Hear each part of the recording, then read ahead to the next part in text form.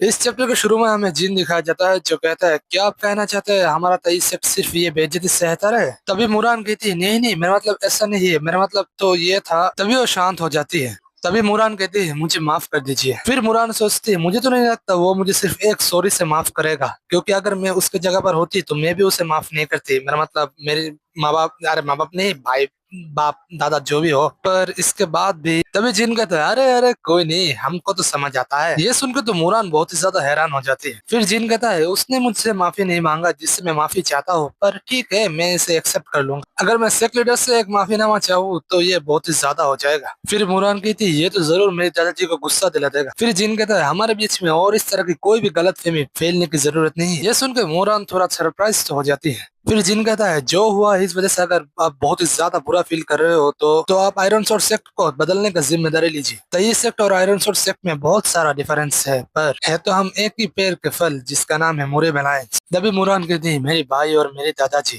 क्योंकि उन लोगों ने माफी नहीं मांगा इस वजह से ये सब हुआ है। तभी मुरान रो देती है। तभी जिन घबरा जाता है और कहता है लेडी सियोंग एक वॉरियर को आंसू शुभा नहीं देता। तभी मुरान कहती है जो भी हो मैं भी एक आयरन सोर्ड सेक्ट का ही मेंबर हूँ, तो प्लीज मेरे लिए ये एक्सेप्ट कर लीजिए। फिर हमें उसके हाथ पे एक बॉक्स दिखाया जाता है जो देख के जिन कहता है अब ये क्या है। फिर मुरान कहती है ये ज्यादा तो नहीं है, पर मुझे लगता है इससे आप हमारे आयरन सोर्ड सेक्ट को माफ कर देंगे। पर यंग मास्टर जैसा आपने कहा मैं भी चाहता हूँ 23 सेक्ट और आयरन सोर्ड सेक्ट फ्यूचर में एक अच्छा रिलेशनशिप में हो। तभी जिन वो बॉक्स खोलता है और देख के बहुत ही ज्यादा हैरान हो जाता है। फिर हमें एक पिल दिखाया जाता है जो देख के जिन कहता है ये तो एक ऐसा आइटम है जिसे सिर्फ आयरन सोर्ड सेक्ट का डिसेंडेंट ही रिसीव कर सकता है। ये तो द स्टील प्रोटेक्शन पिल है। ये एक ऐसा पिल है जिसके सामने आयरन हार्ट पिल कुछ भी नहीं। अगर ये सियोंग मुरान भी होगा ना तो उसके लिए भी इस तरह का एक दूसरा पिल पाना यह बहुत ही ज्यादा मुश्किल है। फिर मुरान कहती है अगर हम अगली बार मिले तो हमारे चेहरे पे एक मुस्कान होना चाहिए। फिर जिन कहता है हाँ जी हम भी चाहते हैं ऐसा ही हो। फिर हमें कुछ दिन बाद 23 सेक्ट का सीन दिखाया जाता है। फिर हमें जिन दिखाया जाता है जो कुछ देख के ज्यादा हैरान हो जाता है। फिर हमें दिखाया जाता है असल में ये 23 सेक्ट का सेक्ट लीडर है और उसका बहुत सारा वो जो जूनियर ब्रदर सिस्टर है। तभी वो सब जिन के ऊपर झपट्टा मारता है और कहता है क्या ये सच है, क्या ये सच है, क्या आप मुझे 9 फोल्ड शॉट दिखाओगे। तभी कोई आता है और कहता है बड़े भाई जिन। फिर हमें दिखाया जाता है असल में ये यूनहू होता है। तभी जिन कहता है क्या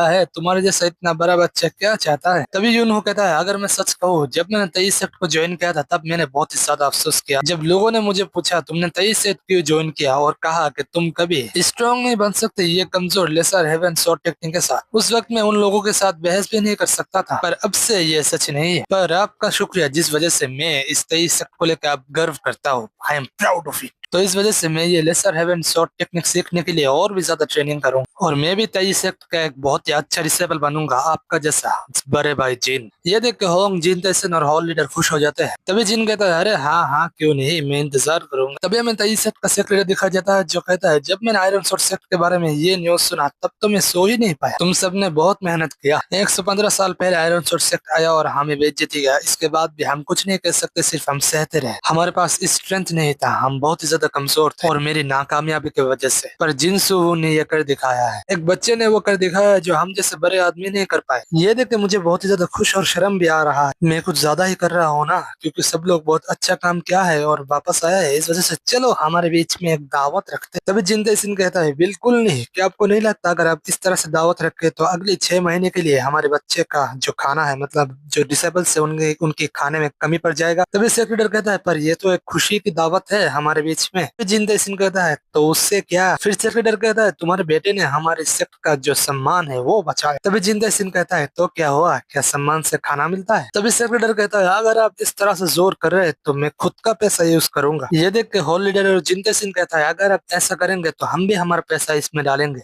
ये देख के सेक्रेटरी कहता है सब लोगों से इतना पैसा, तुम लोगों का बहुत बहुत शुक्रिया। तभी जिन कहता है बापूजी क्या हमें कोई दावत वावत मिलेगा। तभी जिंदा सिंह कहता है दावत, कौन से दावत के बारे में तुम बात कर रहे हो। कुछ वक्त के लिए मुझे सुनने में बहुत ही ज्यादा तकलीफ हो रहा है, इसलिए मैं अच्छे से सुन नहीं पा रहा। ये सुनकर तो भाई जिन का मुंह ही बन जाता है। फिर जिन कहता है जो भी हो ये अच्छा है वो फिर से नॉर्मल हो गया। फिर जिन कहता है जो 3 आयरन हार्ट पिल मुझे मुरी मेलाइंस के स्ट्रेटजिस्ट से मिला उन तीनों पिल में से एक मुझे मिला और एक होंग को मिला, और बाकी पिल के लिए ये फैसला लिया गया अगर 23 का कोई भी डिसेबल बहुत ही ज्यादा प्रोग्रेस करे तो वो पिल उसे दिया जाए। तभी हमें देखा जाता है कोई कहता है वो पागल है, वो पागल है, हमारा सेक्ट लीडर एकदम पागल। एक आयरन हार्ट पिल के लिए 3 गेस्ट हाउस। तभी हमें वो गरीबों के यंग मास्टर का बाप दिखाया जाता है जो कहता है अगर तुम मुझे आयरन हार्ट पिल दे दो तो मैं तुम्हें 3 गेस्ट हाउस दूं। फिर सेक्रेटरी कहता है मैंने सुना है आयरन सोर्ट सेक्ट में क्या हुआ, हमारे 23 सेक्ट बार बार डिफिकल्ट सिचुएशन में पड़ रहा है, पर आपका बेटा तो सिर्फ साइड लाइन से देख रहा था और ड्रिंक मतलब पी रहा था। हमने हमारा जो 23 सेक्ट का प्राइड है वो हम अपनी जिंदगी से प्रोटेक्ट किया है कि आप चाहते हैं हम अपना प्राइड ही बेच डालें। फिर जिन कहता है अच्छा जो भी हो पर इस वजह से तो हमारा जो जूनियर डिसेबल्स है वो लोग थोड़ा मेहनत कर रहे हैं। तभी जिंदगी सिंह कहता है तू बच्चे अगर हमें वो गेस्ट हाउस मिल जाते हैं तो हम उस गेस्ट हाउस से आराम से 5 पील खरीद सकते थे 1 साल में, वो भी आयरन हार्ट पील। गेस्ट हाउस समझ लो कोई रेस्टोरेंट या होटल और या ब्रोथल। हाँ। फिर जिन सोचता है अरे देखो तो उन्हें ये तो अंदर ही अंदर बहुत खुश है क्योंकि हमारा सेक्रेटरी ने थोड़ा टफनेस में मतलब अपना रुतबा दिखाया है। फिर जिन कहता है मैं बाहर जा रहा हूँ। तभी जिनते सिंह कहता है तू कहाँ जा रहा है बच्चे। फिर जिन कहता है आप हमेशा पैसों की बात करते हो, ये सुन के मैं बहुत ही ज्यादा थक चुका हूँ, इस वजह से मैं कुछ पैसे कमाने जा रहा हूँ। तभी जिनते सिंह कहता है तू बच्चे तू किस तरह से पैसे कमाए। फिर जिन कहता है क्या आप मुझे कुछ ज्यादा ही कम नहीं समझ रहे हो, जो भी हो पर मैं वापस आ जाऊँ। तभी जिनते सिंह कहता है बच्चे मैं कह रहा हूँ तू कहाँ जा रहा है। तभी जिन कहता है और कहा जहाँ पर पैसा है वहां पर। फिर सीन शिफ्ट होता है और हमें एक विलेज का सीन दिखाया जाता है जिसका नाम है वांगा विलेज। तभी हमें एक आदमी दिखाया जाता है जो कहता है अरे भाई साहब क्या यही वांगा हाउस है।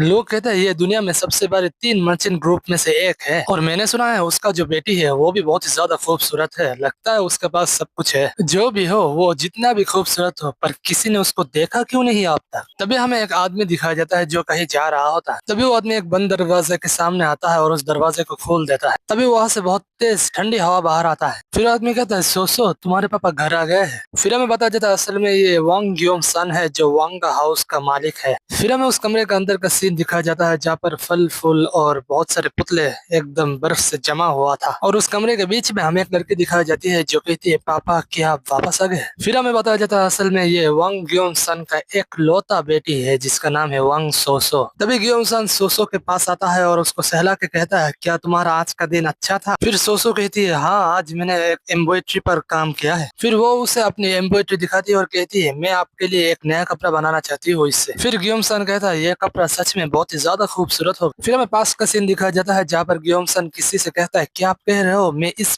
रूम को आइस और बर्फ से भर दूं, क्या आप कहना चाहते हो यही सिर्फ मेरी बेटी को ठीक कर सकता है। फिर वो डॉक्टर कहता है नहीं ऐसा तो नहीं होगा पर उसका जो बॉडी बार बार गर्म हो जाता है ये इसको थोड़ा कम कर देगा और यहाँ पर कोई मेडिकल आर्ट नहीं है जो इसको ठीक कर सकता है। लॉर्ड वांग आपके बेटी के लिए मुझे बहुत ही ज्यादा बुरा लग रहा है क्योंकि जब उसका उम्र 20 पार करेगा तब वो मर जाएगी। तभी सीन प्रेजेंट में आता है। तभी ग्योम सन कहता है सोसो क्या तुम कुछ चाहती हो, तुम्हारा जन्मदिन बहुत करीब है। फिर सोसो कहती है कपड़े हेयर पिन सब कुछ तो आपने मुझे दे दिया है पर अगर मैं सच में यहाँ पर कुछ चाहती हूँ वो है मुझे मार्केट प्लेस पे जाना है। ये सुन के ग्योम सन थोड़ा घबरा जाता है। मेरे हर खिड़की को आपने अच्छे से सील कर दिया, इस वजह से यहाँ पर बहुत ही ज्यादा ठंडा है, इस वजह से मैं सोचती हूँ बाहर की दुनिया किस तरह का होगा। हाँ मुझे पता है ये कोई अच्छा कारण तो नहीं है। तभी ग्योम सन कहता है मैं तुम्हें कहने नहीं वाला था क्योंकि ये रेडी नहीं था पर मैंने तुम्हारे लिए एक कैरेज तैयार कर दिया है। वो लोग कुछ मैकेनिज्म कर रहे हैं इस कैरेज को ठंडा रखने के लिए इस रूम की तरह, जब काम खत्म हो जाएगा तब तुम जब चाहो तब बाहर जा सकते हो। ये सुनकर सोसो ग्योम सान को गले लगा लेती है सॉरी। फिर वो कहती है क्या सच में, आपका बहुत बहुत शुक्रिया पापा, ये मेरे लिए सबसे अच्छा गिफ्ट है। फिर ग्योम सान सोचता है सोसो अगर तुम्हें ही ठीक करना है तो मैं अपने पूरी दौलत का इस्तेमाल कर लूंगा। तभी हमें दिखाया जाता है शाम से रात हो जाता है। फिर हमें ग्योम सान को दिखाया जाता है जो सोसो के कमरे के अंदर होता है और कुछ पढ़ रहा होता है और यहाँ पर लिखा हुआ था हमने तुम्हारा बेटी को उठा लिया है। जो सुन के ग्योम सान बहुत ही ज्यादा गुस्सा हो जाता है। फिर वो कहता है कौन है वो, किसने ऐसा किया। फिर वो कहता है सारे गार्ड सुनो,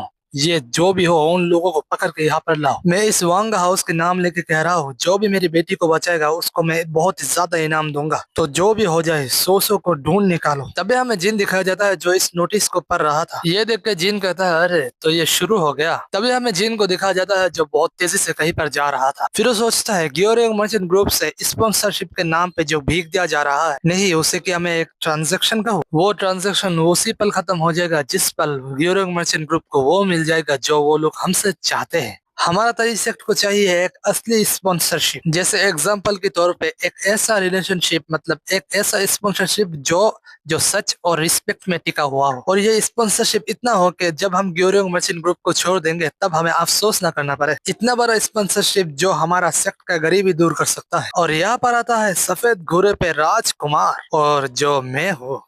तभी वो एक घर के सामने आता है और कहता है, ढूंढ लिया। मैंने पिछली जिंदगी में मैंने जब हैफी शहर और चाउ लेक के बारे में बहुत सारे रिपोर्ट पढ़ा था, मैंने उन रिकॉर्ड में से कुछ रिकॉर्ड बाहर निकाला जहाँ पर एक छोटी बच्ची की बात हुआ हो। ज्यादातर तो यूजलेस था, पर उनमें से कुछ लड़कियों का लाश मिला था पर उनका नाम नहीं पता था, और उनमें से एक मिला था इस घर के पास। तभी जिन अंदर झांकता, तभी हमें अंदर का सीन दिखाया जाता है जहाँ पर सोसो होती है और उसके आसपास 3 आदमी होता है। फिर जिन सोचता है, वो अच्छा हुआ मैं जल्दी आ गया। तभी उनमें से एक कहता है, हमारे पास एक प्रॉब्लम आ गया है। तभी जिन कुछ देख के बहुत ही ज्यादा हैरान हो जाता है। तभी उन किडनैपर में से एक कहता है, इस लड़की की हालत बहुत ही ज्यादा अजीब है, उसकी बॉडी बहुत ही ज्यादा गर्म हो रहा है जैसे एक आग का गोला। तभी दूसरा कहता है, क्यों, ऐसा क्यों हो रहा है? ये देख के जिन कहता है, हाँ जी, वांग सोसो बीमार थी, इसका तो कोई भी रिकॉर्ड नहीं है। तभी उनमें से एक तलवार निकालते हुए कहता है, अरे नहीं, हायर अप्स ने कहा है अगर कोई भी प्रॉब्लम हुआ तो हम सब एविडेंस मिटा दे। लगता है हमारे पास और कोई भी चॉइस नहीं है, लगता है हमें इसे मार के दफना देना होगा। तभी जिन उसके पीछे से हमला कर देता है। फिर जिन उसके ऊपर हमला करके उसे मार डालता है। जो देख के बाकी दोनों कहता है, कौन है? तभी जिन इन दोनों को भी मार डालता है, और ये देख के सोसो थोड़ा कंफ्यूज हो जाती है। तभी उसकी आंखें बंद हो जाती है। फिर वो सोचती है, क्या वो आदमी? ये सोचते सोचते वो बेहोश हो जाती है। उसके बाद जिन उसका रस्सी खोल देता है और कहता है, उसकी बॉडी इतना ज्यादा गर्म है जैसे लगता है वो जल रहा है। ये तो कोई छोटा मोटा बुखार नहीं लगता, ये कुछ और ही है। तभी सोसो अपनी आंखें खोलती है। जो देख के जिन कहता है, क्या तुम उठ गए? तभी सोसो कहती है, भैया जी आप कौन है? तभी जिन कहता है, अरे हो, मैं तो तई सेक्ट से हूँ।